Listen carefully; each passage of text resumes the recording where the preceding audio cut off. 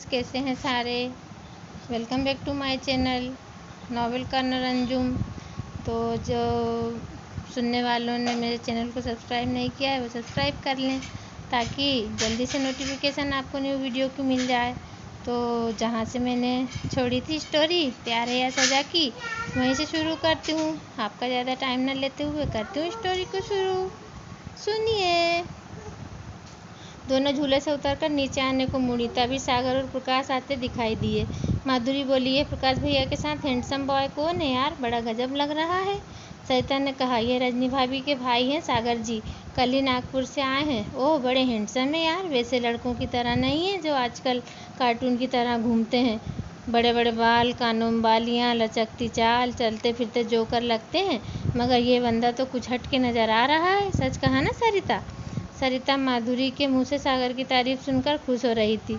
मतलब उसने सही अंदाज़ा लगाया था सागर के बारे में कि ये बंदा सबसे हटके है। वैसे रजनी भाभी भी इतनी संस्कारी थी, शायद उनके परिवार की परवरिश का ही असर था। चल नीचे चलते हैं, देर हो रही है, रात को जल्दी आना, मैं इंतज़ार करूँगी। ठीक है। दोनों नीचे आ जाती हैं।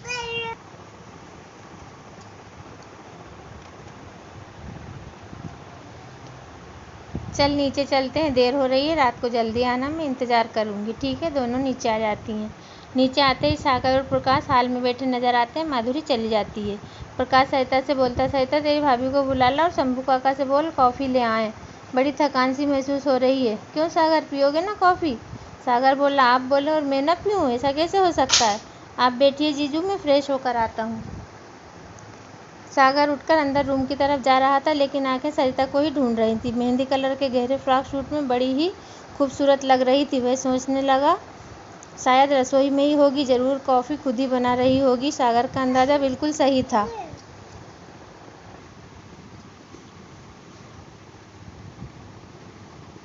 सरिता रजनी को बाहर जाने का कहकर खुद ही कॉफ़ी बना रही थी। सागर का अंदाज़ा बिल्कुल सही था। वह सागर की तरफ पीठ किए थी। नागिन सी काली चोटी उसकी कमर पर लहरा रही थी और चंपा की वेणी की महकी सी खुशबू सागर महसूस कर रहा था। सागर उसके बेहद करीब जाकर खड़ा हो गया था, बहुत करीब से वेणी की महक को महसूस करने लगा था।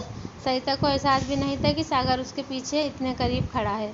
सागर आंखें बंद किए चंपा की वेणी की भीनी भीनी महक को सांसों से दिल तक उतार रहा था। अचानक सरिता पीछे पलटती है तो सागर से टकरा जाती है। दुपट्टा भी नीचे गिर जाता है। बौखलाई सी सागर को एकटक देख रही होती है। नज़र भरकर सागर सरिता को देखे जा रहा था। फिर दोनों साथ ही दुपट्टा उठाने नीचे झुकते हैं, जिससे कि दोनों का सर आपस में टकरा जाता है। उफ सागर जी, आप भी ना, सरिता ने सागर को देखते हुए शिकायती अंदाज में कहा। इट्स नॉट फेयर सागर जी, यूँ भी किसी को चोरी से देखना अच्छी बात नहीं होती। सागर वही शरारती मुस्कान के साथ बोला, देख कौन कम वक्त रहा था। वो तो आपकी चंपा की फूलों की बेड़ी की महक इतनी तेज आ रही थी कि हम उसमें खिंचे चले आए आपके पास। सारा कसूर इसी वेणी का है। हम तो बेकसूर हैं सरिता जी। देखिए, हम तो अपनी आंखें बंद किए हुए थे, आप ही हमसे टकरा गई।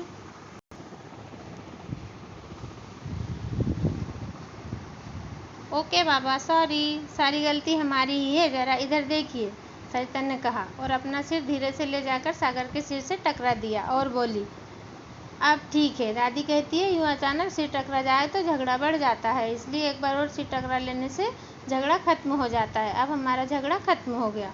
बड़ी मासूमियत से कहा, जैसे कोई छोटी बच्ची बात कर रही हो। सागर उसकी बात सुनकर ज़ोर ज़ोर से हंसने लगा। ओहो, इतनी बड़ी होकर बच्चों जैसी बातें करती हो और बिलीव भी करती हो। इसी अदा पर तो हम फिदा हो गए सरिता। वैसे यह इत्तेफाक से हो जाता है, कोई जानबूझकर तो नहीं होता। तुम ऐसी बातों पे कैसे भरोसा कर सकती हो? वो सब मैं नहीं जानती। दादी ने कहा है तो सच कहा है। आप माने या न माने, आपकी मर्जी, मैं तो मानती हूँ। और क्या क्या मानती हो जो दादी कहती हैं, हमें बताओगी ज़रा? सागर ने पूछा। सरिता उसी मासूमियत और भोलेपन से बोली जैसे यह मेहंदी। अपने दोनों हाथों को सागर के सामने चेहरे के आगे करते हुए बोली, इनका रंग जितना गहरा उतरता है ना, दुल्हन का रंग उतना ही, दुल्हन का दूल्हा उससे उतना ही गहरा प्यार करता है। अच्छा, तुम्हारे हाथों में तो मेहंदी का रंग बहुत गहरा उतरा है। इसका मतलब क्या समझे हम, कि तुम्हें बहुत प्यार करने वाला पति मिलने वाला है? सागर सरिता के दोनों हाथों को अपने हाथों में थाम कर बोला, शर्मा गई सरिता और अपने हाथों को खींचने लगी तो सागर ने उन्हें और कस के पकड़कर कहा, शायद खुद से भी ज़्यादा। जो तुम्हें चाहेगा ना सरिता, वो खुद को भूल जाएगा। बहुत ही इमोशनल होकर कहा था सरिता से सागर ने। सरिता का दिल ज़ोर ज़ोर से धड़कने लगा। सरिता ने शर्माकर अपने हाथों को अपने चेहरे पर रख लिया। सागर ने उन्हें हटाया। सरिता का चेहरा शर्म से लाल हो गया था, आंखें झुकी हुई थीं।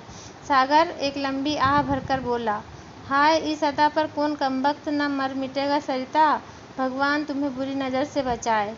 वैसे मैं कहने आया था कि इस ड्रेस में तुम बला सी खूबसूरत लग रही हो और कुदरत का यह रंग शायद तुम्हारे लिए ही बना है। जी शुक्रिया, कह चुके, अब चलिए और कॉफ़ी पीजिए। प्रकाश भैया कब से इंतज़ार कर रहे हैं। सरिता ने थोड़ी बेरुखी से जवाब दिया और कॉफ़ी की ट्रे हाथ में लेकर बाहर चल दी। सागर भी साथ साथ बाहर आ गया।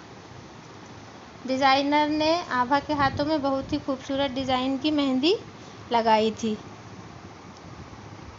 रंग भी गहरा उतरा था। सरिता देखकर चहकते हुए बोली, देख लो दीदी, बड़ा गहरा रंग लाई है आपकी मेहंदी। इतना ही गहरा प्यार करते हैं जीजू आपसे। अनुराधा ने सरिता से कहा, वैसे सरिता, मेहंदी तो तेरी भी खूब रंग लाई है गोरे गोरे हाथों में। बता तो जरा, किसके प्यार का रंग चढ़ा है इन खूबसूरत हाथों में। जी आप भी बस कुछ भी कहती हो, ऐसी कोई बात नहीं है। सरिता नज़रें चुरा कर बोली। अच्छा सरिता, ज़रा सुन, रात के अंताक्षरी का प्रोग्राम अगर टेरेस पर रखें तो कैसा रहेगा। सीमा ने पूछा। सरिता बोली, अरे वाह, आइडिया तो बहुत ही अच्छा है। मेरे तो मन की बात हो गई। चांदनी रात तो मुझे बेहद पसंद है और फिर उसमें ठंडी ठंडी हवा के झोंके, आहा, मज़ा ही आ जाएगा। और फिर अंताक्षरी का प्रोग्राम कहने ही क्या। सरिता बोली। आभा बोली, सरिता, शंभू काका से कहकर ठीक से सारी व्यवस्था करवा ले। ठीक है दीदी, मैं अभी शंभू काका के साथ खुद जाकर सब इंतजाम करवाती हूँ। सरिता बाहर शंभू काका को खोज रही थी तो दीपू आ गया। सड़ू बुआ, मम्मी कहाँ है। मिस्टर छोटू, आपकी मम्मी शायद अपने रूम में होंगी। सड़ू नाम काफ़ी अच्छा है। पीछे से सागर की आवाज़ सुनकर सरिता चौंक गई। सड़ू जी, ए सड़ू जी, सड़ू जी, एक मिनट रुकिए, मेरा नाम सड़ू नहीं है। वो तो दीपू है, उससे मेरा नाम नहीं लिया जाता। सब मुझे सरू कहते हैं तो वो मुझे सड़ू कहता है। आप मेरा इस तरह नाम नहीं बिगाड़ सकते। सरिता ने नाराज़ होकर कहा। तो क्या हुआ, हम तो आपको अब से सड़ू ही बुलाएंगे। एक बात कहूँ, तुम पर नाराज़गी बहुत अच्छी लगती है। यूँ नाराज़ भी हुआ करो कभी कभी। यूँ किसी का नाम बिगाड़ना इज़ नॉट फेयर। मैं नाराज़ हूँ, आप ऐसा नहीं कर सकते। सरिता ने कहा, ठीक है, आगे से ध्यान रखूँगा सड़ू जी, और कहकर चला जाता है और सरिता पैर पटक कर रह जाती है। फिर सागर कहता है मन ही मन, सागर तुम्हारा यूँ पीछा छोड़ने वाला नहीं है सरिता। कब तक भागोगी मुझसे। मैं अपनी बात तुमसे कहकर ही रहूँगा। सब रात के खाने की तैयारी में लगे थे। सारे मेहमान डाइनिंग रूम में इकट्ठे हो चुके थे। 12 बजे तक सब लोग फ्री हो गए और अब पैरावनी की रस्म शुरू हो रही थी। दादी ने कहा, कल सुबह सभी को जल्दी तैयार होकर मैरिज हॉल पहुंचना है। रजनी और सरिता पर आभा के सारे दहेज को भिजवाने की जिम्मेदारी रहेगी। पैरावनी की रस्म शुरू हुई तो सबसे पहले दादी, फिर कमला, फिर रजनी। बारी बारी से रजनी की मम्मी ने सबको कपड़े और गिफ्ट दिए। वहीं रजनी के पापा ने सारे जेंट्सों को जो रस्म होती है वह रस्म करके पैरावनी की रस्म अदा की। और आज कमला को आभा के पिताजी की कमी बहुत ही खल रही थी और उसने सोच के रखा था कि वह रजनी का कन्यादान वो रजनी से और प्रकाश से ही आभा का कन्यादान करवाएगी।